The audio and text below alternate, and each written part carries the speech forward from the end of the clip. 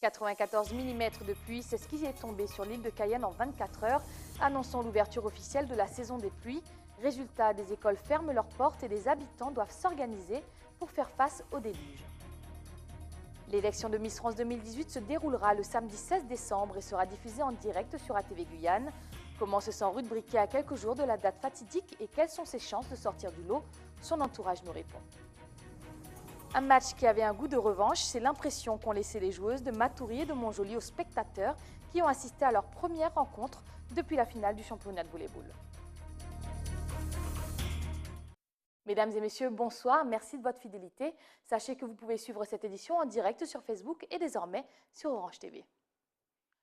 La saison des pluies est officiellement ouverte et les trompes d'eau qui se sont abattues sur l'île de Cayenne ont de graves conséquences. Outre les habitations et les entreprises qui prennent l'eau, ce sont aussi des écoles qui ferment leurs portes, incapables d'assurer la sécurité des enfants. Pierre Tréfou et Ayolédé Germain ont bravé la pluie. Ce matin, Joseph a dû récupérer son fils à l'école, un changement de programme inattendu. Le professeur va dire qu'il faut que nous venions occuper les enfants. Parce qu'il y a beaucoup de l'eau, peut-être c'est les grilles qui bougent, ce qui est à cause de l'eau dans la classe. Les portes des écoles maternelles et élémentaires, Mirza, Gaëtan, Hermine et Vendôme, étaient fermées pour cause d'inondations. En 24 heures, ce sont 94 mm d'eau qui sont tombés sur l'île de Cayenne, ce qui annonce le début de la petite saison des pluies. La petite saison des pluies, ça correspond à la migration de la zone intertropicale de convergence du nord vers le sud. Donc elle passe à notre latitude, ensuite elle va gagner la latitude de l'Amazone au mois de mars, quand on aura le petit été de mars. Connaître la durée de cette saison des pluies, nous, on ne peut pas anticiper. Ce qu'on peut dire, c'est que on est dans une phase La Niña, où les pluies sont prévues excédentaires. Donc on risque d'avoir assez fréquemment des épisodes de pluie en décembre, janvier, peut-être même février. Normalement, le petit été de mars commence en février, mais on peut s'attendre quand même à avoir des pluies relativement abondantes. Ponctuellement, bien sûr, ça peut durer une journée, 2 journées, et puis après ça s'améliore. Le réchauffement climatique amplifie les précipitations et modifie le calendrier des saisons. Alors qu'à Paris se tient un nouveau sommet sur le climat, où une 60aine de pays se réunissent pour dégager des financements supplémentaires dans la lutte contre le réchauffement climatique. Le moment n'aurait pas pu être plus mal choisi. Les employés de Météo France ont entamé une grève nationale qui se répercute jusque chez nous. Avec seulement 20 prévisionnistes en Guyane et la menace d'une fermeture de la permanence de nuit, les employés sont aussi sous l'eau. Pierre Tréfou et Ayolédé Germain ont interrogé Camille Cordeau. Les employés de Météo France sont mobilisés actuellement sur tout le niveau national et singulièrement à Saint-Mandé, où il y a le siège de Météo France et de l'IGN, pour contester ce plan antisocial que fait le gouvernement Macron. Ce plan antisocial qui s'appelle AP 2022, Action publique 2022, prévoit la suppression de 100 emplois en moyenne à Météo France chaque année. Et évidemment, les collègues Antilles et Guyane sont solidaires et sont également touchés par ce plan antisocial. Notre PDG doit remettre sa copie le 15 janvier avec un semblant de consultation des organisations syndicales. Donc on ne sait pas très exactement comment ils vont faire. Et puis surtout, on souligne ce paradoxe qui est que le gouvernement et le président de la République nous bassinent à longueur de journée sur le changement climatique et dans le même temps, ils sabrent tous les effectifs des experts météorologiques et climatiques à Météo France. Pour l'heure actuelle, ce n'est pas de recrutement ou très peu de recrutement à Météo France. Ce sont des départs à la retraite qui ne sont pas remplacés. Mais là, vu la réduction drastique qui est envisagée par la direction de Météo France et par son ministère surtout, eh bien là, on ne sait pas, on s'attend à des choses encore pires. Un gros bruit, une petite frayeur, un atterrissage d'urgence juste après le décollage et puis la galère pour changer d'aéroport et d'appareil. Les 300 passagers du vol Air Caraïbes TX 540 à destination de Pointe-à-Pitre n'arriveront pas avant le milieu de la nuit en Guadeloupe. Une panne moteur a obligé le commandant de bord à faire demi-tour. Un reportage d'Éric Dupuis. Retour prématuré à Paris pour ces passagers de l'Airbus A330-300 d'Air Caraïbes à destination de Pointe-à-Pitre. Déjà en retard de 2 heures, l'avion a très vite fait demi-tour après le décollage. On a entendu un gros bruit, moi je pensais que c'était la en fait, la roue qui ne remontait pas ou qui ne descendait pas, je ne sais pas. Mais en fait, on en a entendu un gros bruit et l'avion continuait à être à la même altitude. Donc je me suis dit, c'est bizarre, il reste à la même altitude. On nous a dit qu'on allait atterrir en urgence et qu'il y avait les pompiers qui nous attendaient. Là, on a commencé à avoir un peu peur. Le retour à terre est sans encombre, mais pas sans attente. En fin d'après-midi, les passagers ne sont toujours pas au bout de leur peine. On est resté quand même longtemps dans l'avion, on nous a donné à manger à bord, on est resté longtemps dans l'avion. Là, on nous transfère sur Roissy. A priori, les bus viennent d'arriver, on a eu un petit peu froid là quand même, mais les bus viennent d'arriver. On part sur Roissy, on est transféré sur notre compagnie aérienne.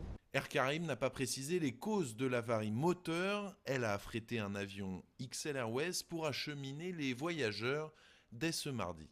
Pour l'instant, on ne sait même pas à quelle heure on va décoller. Vu comment c'est parti, on pense rentrer vers 1h, 2h du matin. Quant aux passagers qui devaient embarquer pour Paris depuis Pointe-à-Pitre ce soir, ils ont été pris en charge, assure la compagnie, et ne pourront voyager que mercredi sur d'autres vols. La CCI des îles de la Guadeloupe, la région et la DIECT ont organisé une conférence sur le management de la propriété intellectuelle, l'occasion pour les Guadeloupéens d'en apprendre un peu plus sur l'ensemble des droits inhérents à la création intellectuelle. Nos correspondants guadeloupéens y ont assisté. La propriété intellectuelle est devenue un élément majeur du développement des entreprises. La propriété industrielle et plus largement la propriété intellectuelle, c'est toujours un droit d'interdire. C'est-à-dire, c'est un droit qui vous permet d'interdire à l'autre de faire. Il ne vous donne pas le droit de faire. C'est à vous de, si vous fabriquez, mettez dans le commerce ce produit, vous assumez les risques et le péril. En raison d'une compétition, intégration et contrefaçon grandissante, beaucoup d'entreprises sont aujourd'hui obligées d'adopter une approche défensive. L'INPI, qui est un office, c'est un établissement d'intérêt public, hein.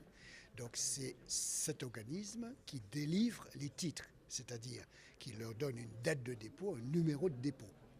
Par contre, pour le droit d'auteur, c'est personnel. C'est vous-même qui devez soit faire un dépôt recommandé, par exemple, à vous-même, tous ces moyens de preuve, de prouver que vous êtes l'auteur à la date du temps.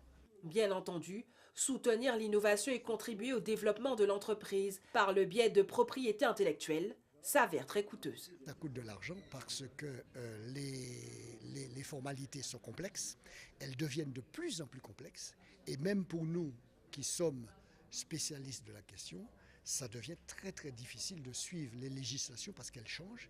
Et ensuite, on a le droit européen pour ce qui concerne la France qui vient interférer avec le droit français et dont il faut tenir compte de toutes les directives, de toutes les modifications qui interviennent au niveau communautaire et naturellement au niveau français. La propriété intellectuelle regroupe à la fois la propriété industrielle, littéraire et artistique. Toujours en Guadeloupe, mais ADS cette fois-ci, ce sont les plus petits qui enseignent le civisme aux plus grands. Des écoliers de CM1 et CM2 d'une école du Bourg ont participé à une opération ville propre. Un reportage d'Anne-Elisabeth Larsen et de Moïse Dexter. Fini la décharge à ciel ouvert sur cette esplanade des fêtes, place désormais aux plantes. C'est en ce sens que la municipalité a entrepris cette transformation radicale. Aujourd'hui, c'est un ras-le-bol. Nous ne nous contentons pas d'enlever les poubelles, de nettoyer, etc. Nous avons voulu associer, et la directrice de l'école Betsy, que nous remercions, a bien voulu s'associer avec ses élèves puisqu'elle fait un travail aussi sur l'environnement, la biodiversité, pour que ces jeunes viennent planter et que la population, surtout ceux qui viennent polluer, puissent respecter ce travail que les enfants ont fait. Pour ces petits planteurs en herbe, c'est la solution idéale pour donner une seconde vie à ce lieu et par la même occasion faire passer un message à l'ensemble de la population. J'ai planté cette plante pour que les gens qui jettent leurs déchets ici, qui ne le jettent plus, comme ça ils vont voir qu'ils ne peuvent plus déposer, et s'ils déposent vraiment sur la plante, ça veut dire qu'ils n'ont pas de respect pour nous. Et on a planté ça en essayant de voir s'ils vont mettre que dans les poubelles. Avant, je n'aimais pas trop passer par là parce que je voyais des poubelles et ça sentait pas très bon.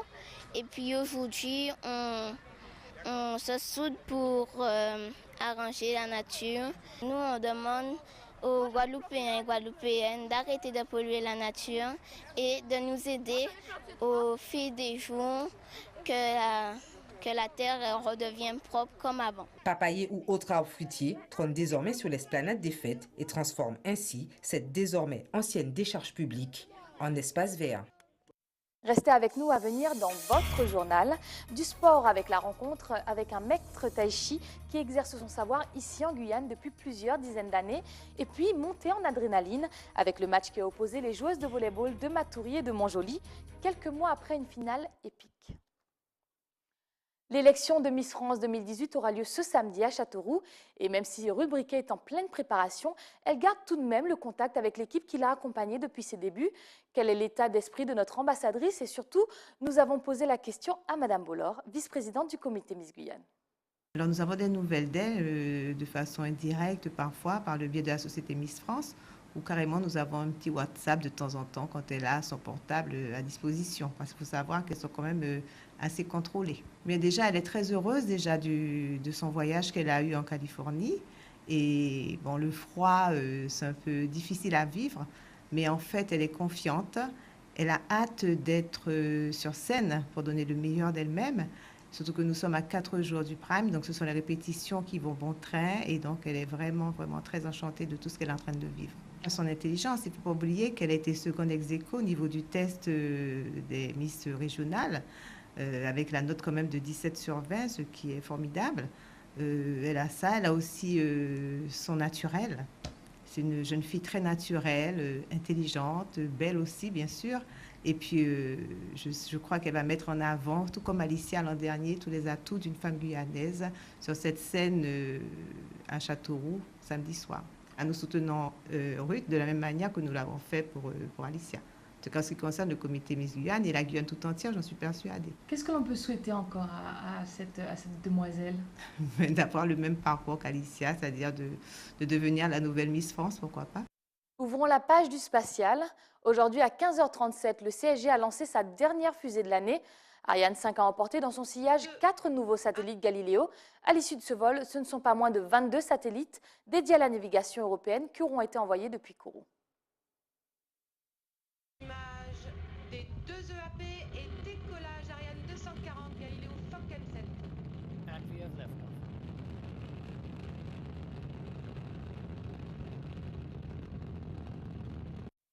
Place au sport maintenant avec le tai chi, un art martial chinois qui s'apparente à une gymnastique de santé dotée d'une dimension spirituelle. Ayodélé Germain et Pierre Tréfou ont été à la rencontre de Pierre Lot qui le pratique et l'enseigne ici depuis 40 ans.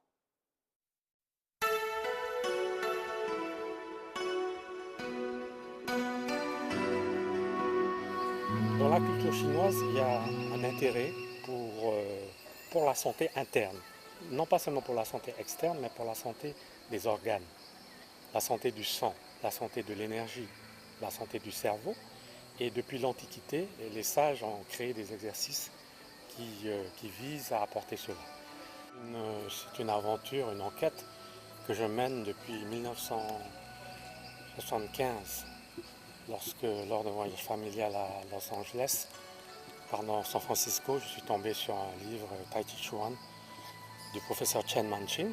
J'ai eu la chance d'avoir Maître Chung, Maître Liu. Donc, la posture de l'arbre est intéressante en ce que l'homme se connecte à la nature comme un arbre et on aligne mentalement la base des pieds, le périnée ainsi que le sommet de la tête.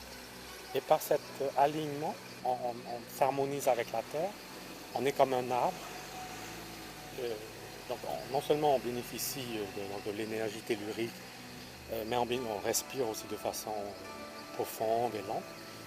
Donc ça vous apporte la détente, la décontraction. C'est une forme de méditation debout.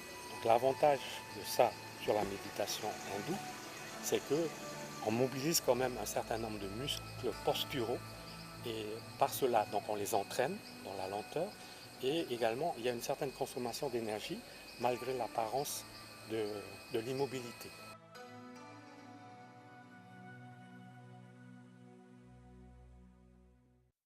sport, toujours avec la rencontre de volley entre l'US Matoury et l'USL Montjoly. Un match qui avait un goût de revanche. Les deux équipes s'affrontaient en effet pour la première fois depuis la finale du championnat de Guyane en juin dernier. Le résultat de cette rencontre sous haute pression avec Jonathan Lariot.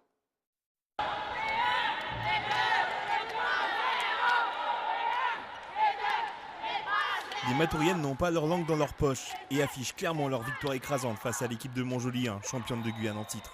Je pense que Matoury, ce n'est pas une équipe à négliger ni à sous-estimer. On a de quoi faire et on va tout mettre en place pour aller jusqu'au bout. Montjoly en face de vous, qu'est-ce que tu en penses? Alors, on n'a pas sous-estimé l'adversaire, c'est quand même les championnes en titre. Mais ce soir, on est venu et on voulait gagner et c'est ce qu'on a fait, 3-0. Pourtant, le match s'annonçait compliqué.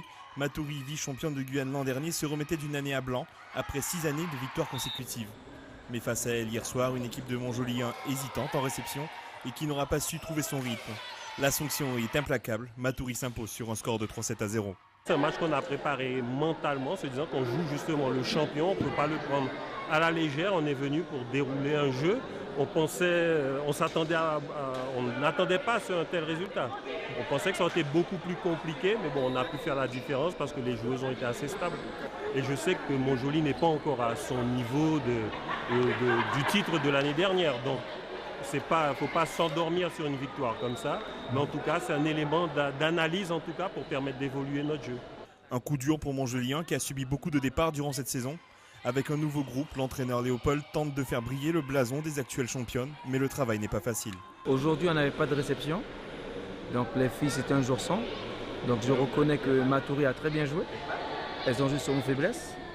Donc après, il y a un match retour. Donc le match retour, on va corriger tous ces petits défauts qu'on a eu pendant le match, après on verra pour le match retour. Non, c'est pas le même niveau, on n'a pas les filles... On n'a pas de centraux pour le moment, donc il y a des filles qui ne sont pas là. Donc pour le match retour, on aura tout le monde sur le terrain. Pour Matoury, les matchs de la première partie du championnat s'achèvent, mais la première place à mi-saison est loin d'être conquise. Elle se déciderait très certainement au 7 avérage avec le club du CSCC. C'est la fin de ce journal, mais avant de se quitter, rappel des principaux titres de ce 12 décembre. 94 mm de pluie, c'est ce qui est tombé sur l'île de Cayenne en 24 heures, annonçant l'ouverture officielle de la saison des pluies. Résultat, des écoles ferment leurs portes et les habitants doivent s'organiser pour faire face au déluge. L'élection de Miss France 2018 se déroulera le samedi 16 décembre et sera diffusée en direct sur ATV Guyane. Comment se sent Ruth Briquet à quelques jours de la date fatidique et quelles sont ses chances de sortir du lot? Son entourage nous a répondu. Un match qui avait un goût de revanche, c'est l'impression qu'ont laissé les joueuses de Matoury et de Montjoly aux spectateurs qui ont assisté à leur première rencontre depuis la finale du championnat de volley. Merci d'avoir suivi cette édition. Tout de suite, le journal de BFM TV. Quant à moi, je vous donne rendez-vous demain, même heure, même chaîne. Excellente soirée sur ATV Guyane. Bonne nuit.